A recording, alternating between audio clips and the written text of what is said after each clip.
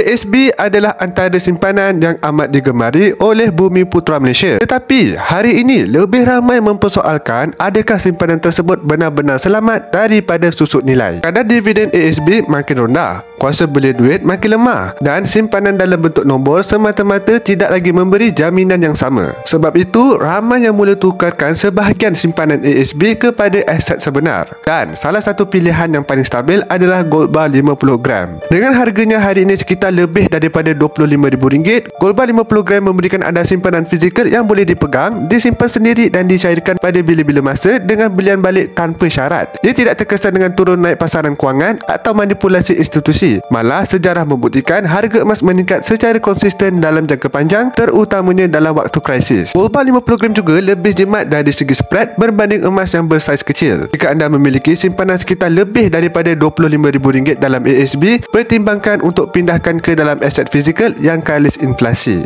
Untuk bermula, anda boleh isi web biru saya ataupun rujuk pin video saya. Saya akan guide anda sebaiknya.